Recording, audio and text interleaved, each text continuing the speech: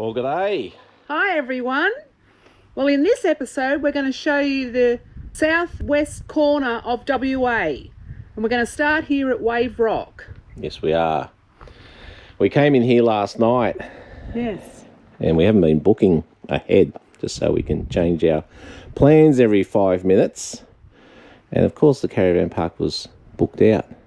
So they put us here in this overflow area, which they use when apparently they have big concerts here. So we're not sure if we have enough room today for our caravan. Tell me in the comments below if we've got enough room. Yeah. But anyway, we've got a flat spot. Yeah. So as Natty said, we're going to be heading off to Wave Rock, which is about a K walk back that way across the boardwalk. So in this episode, we're going to see heaps. We're going to go to Albany for Anzac Day. We're going to go across to Lucky Bay for a few days. Yes. Yes. And then we're going to head over to the Margaret River region. Yes. So and end up towards Perth. But yeah, it should be an exciting one. Should be great. Yeah, I've seen lots of photos from Esperance and all that. Yeah. So hopefully we strike the weather like the photos I've seen. We do have a change coming across this weekend for Albany, so it's not going to be as glory as it should be.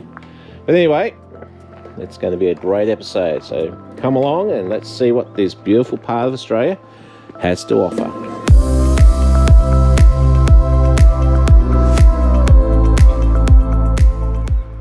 All aboard for the Wave Rock Tours. Let's go.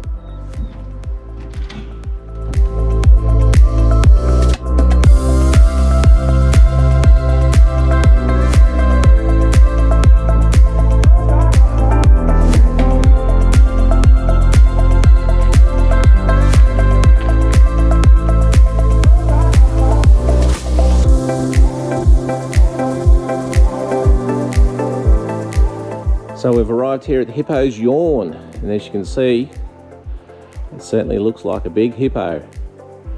It's amazing how rocks form.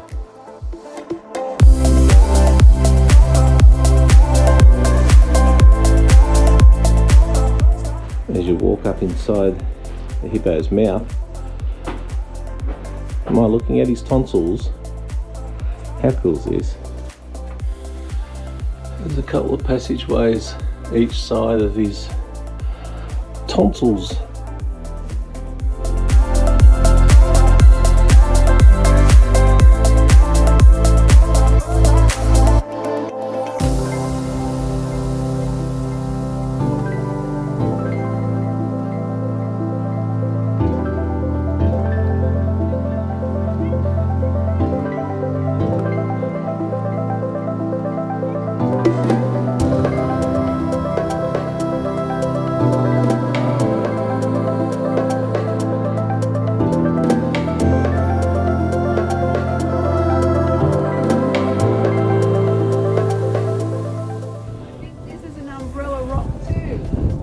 I think you are right. It's a distant cousin to the other one. I think so. You can get right in under it. It's really cool. Yeah. The other one was at the Fleurieu Peninsula. And walking here. In South Australia. Yeah. If it was raining, you'd certainly get shelter under here. It's perfect, isn't it? Yeah. Actually, it looks like... No, I thought there might be an Aboriginal paintings, but I think it's just mud from creatures. Pretty good, Natty.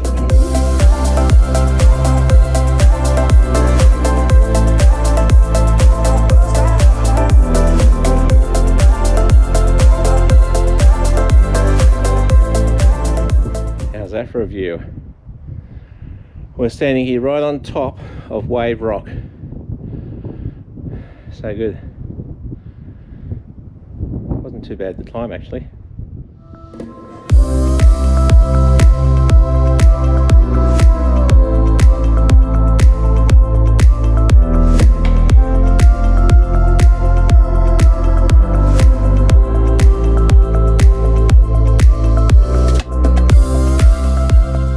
We're just standing here looking at Hyden's Reservoir.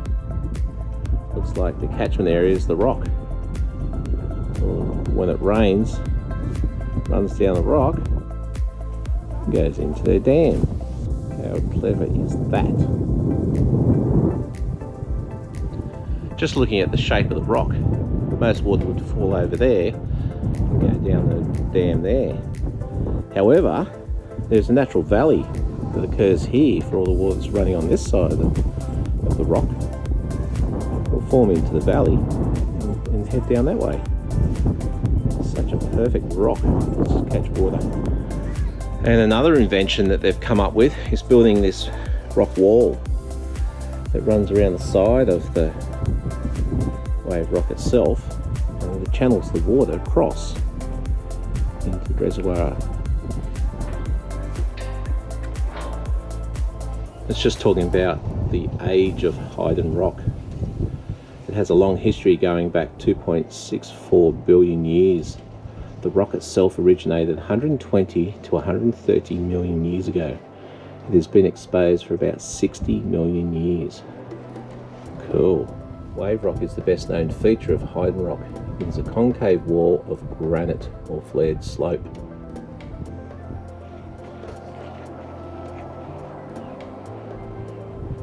Hey Natty, quick, ride the wave.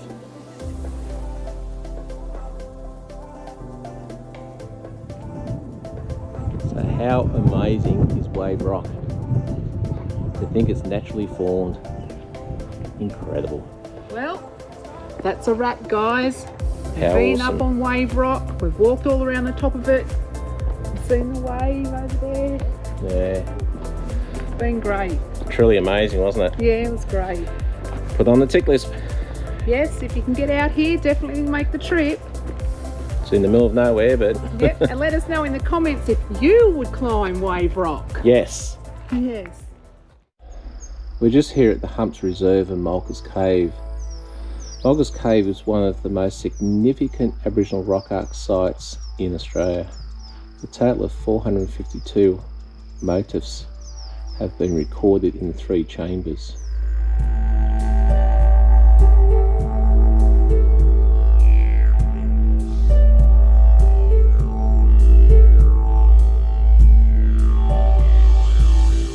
So we might just go in and have a look at all these handprints. Yeah. So it looks incredible. Yeah.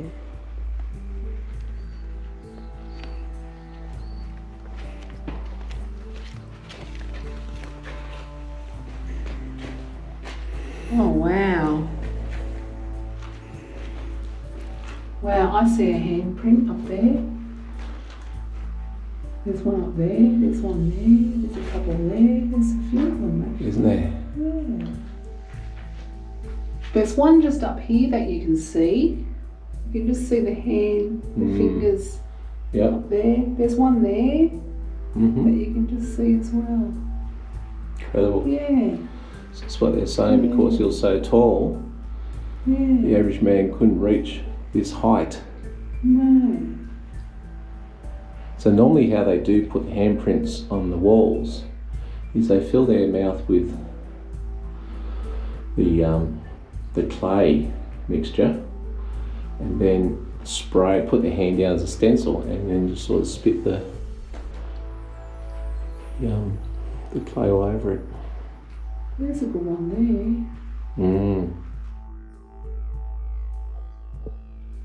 We've just come up into the main chamber, and there's even more. Incredible. there. Hi, how good is it in here? It's magnificent, isn't it? Yeah, it is. It's good.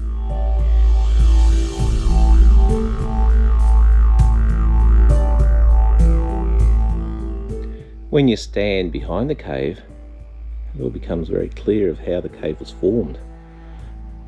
It's just a massive big granite rock sitting on the side of a hill, and it's opened up inside. How cool.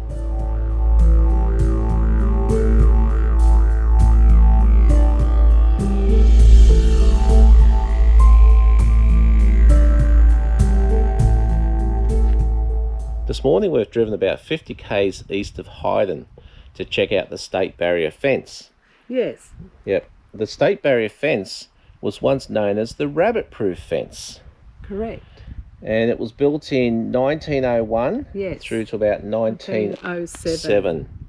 It was originally built to keep out rabbits that were introduced into Australia from England in the 1800s. And they became in plague proportion. And the beautiful farmland here in south-western Australia was being attacked by the rabbits. There are 3 fences in Western Australia. The original number 1 fence crosses the state from north to south. Number 2 fence is smaller and further west. And the number 3 fence is smaller still and runs east to west. The fences took 6 years to build. When completed, the rabbit-proof fence, including all 3 fences, stretched 2,023 miles or 3,256 kilometres. When it was completed in 1950, the 1,833 kilometre number 1 fence was the longest unbroken fence in the world.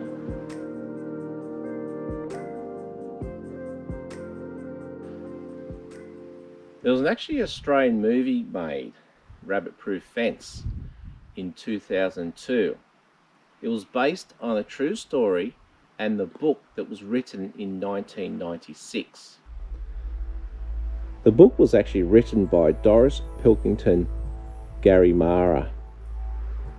It's loosely based on a true story concerning the author's mother, Molly Craig, as well as 2 other Aboriginal girls, Daisy and Grace, who escaped from the Moore River native settlement north of Perth. The girls escaped so they can return to their Aboriginal families after being placed in there in 1931.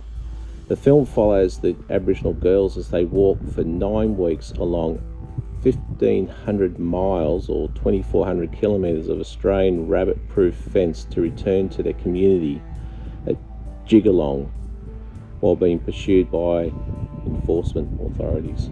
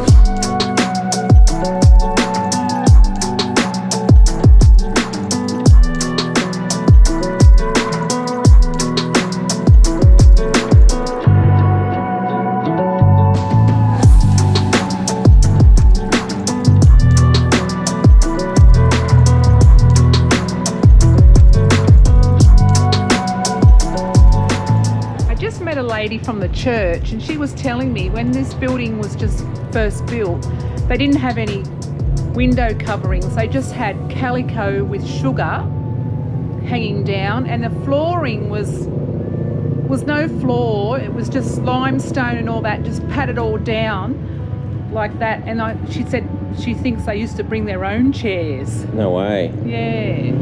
So that's in the church, and there's been three times they've added on to the church. Wow. So when it was first built, it was only this front part, and they've added the back part to it, and another part on the other side. So, yeah. I was talking to St John's Church, it is. One of the church elders, and he was saying that they got the rock for the church from the adjacent hill over there. Yeah. Actually brought one man and his donkey or something. Brought the stone in a cart. Yeah. So that's magnificent. Built by convicts. Yes. Unbelievable.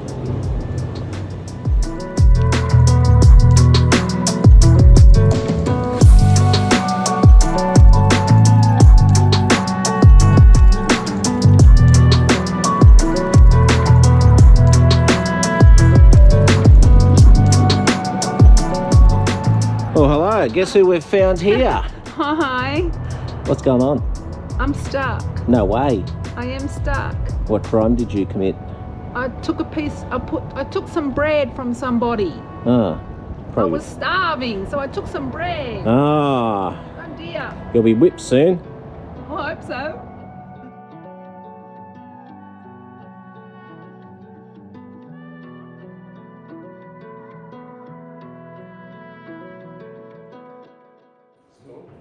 Well, we're here at Albany at the convict jail, and Crispin here is one of the volunteers. Yeah. And do you want to have a bit of a chat about what it's all about? Okay, well the jail is here. The jail is one of the original convict depots because West Australia got convicts after the rest of Australia. Oh, okay. Most of us, the eastern states, had convicts from the late 1700s Yep. through till about the 1840s. Yep. And then they stopped, largely because word was getting back to England that you got a better life if you came here than if you were poor than stayed in England. Yeah. So they ended convict to the transportation to the eastern states. Yep. But in the 1850s, West Australia was on the decline. They were sort of not doing very well economically. So they petitioned the English government to send convicts here, which they agreed to. And they built what they called convict depots around the state, like here, 2J, was when they built, Fremantle Jail was built at the same time. Yeah. And they were places where the convicts then were allocated to either government working parties or if they had trade skills, sometimes to private employers. So the original bit, the first bit that was built in 1850, was just the men's cells, and you'll see it's only quite a small building with a little exercise area at the end.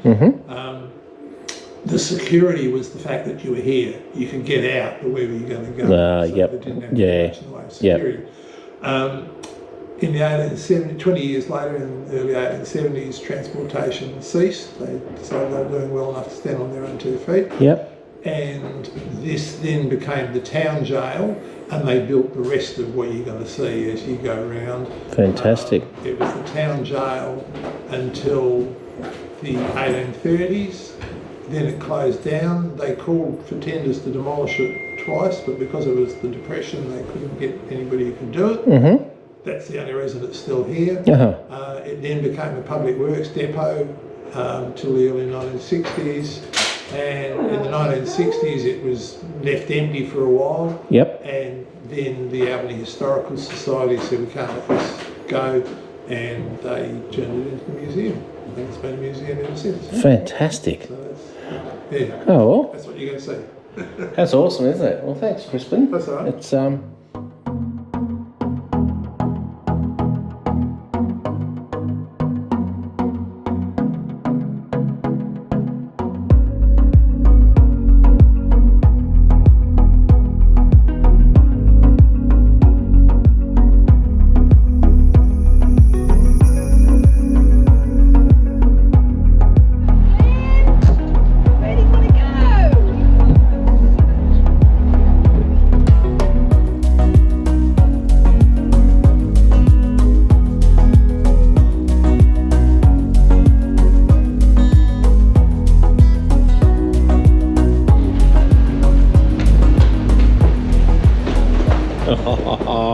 what have you found here? I found another lolly shop that have baskets. What's this one called? The Sugar Boy. Look at, check this out. Oh my God, yum yum.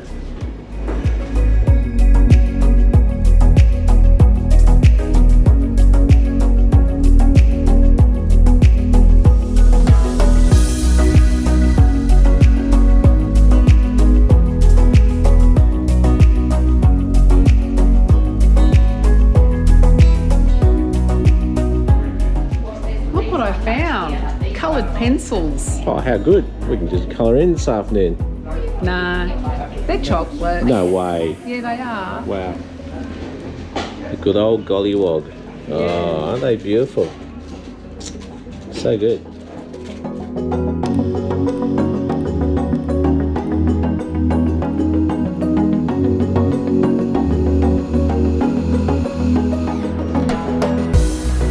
So how'd you go, Nettie? I filled my basket with some goodies. Not surprised. What have you got? We've got some mustics, Yep.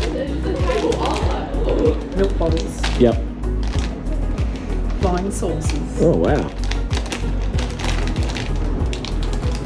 strawberry bonbons, Yep. freckles, and and milk almonds. Mate, there's enough there to get us at least to the next town. Yep. It's a fantastic shop, isn't it?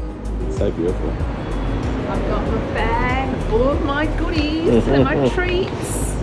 Yum, yum, yum. Yeah.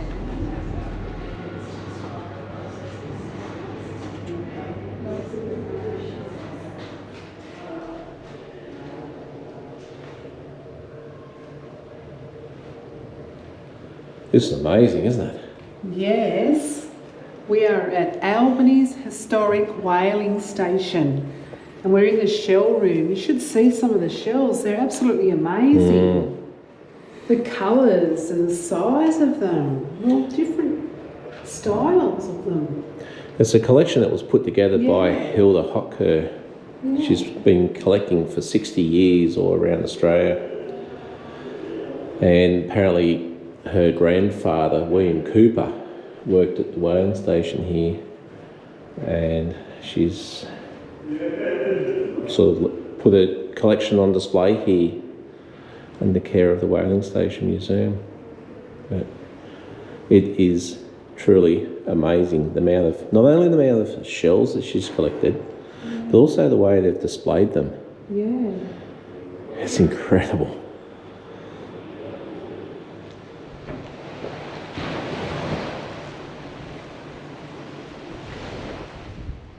All right, we might just go and check out this whaling museum.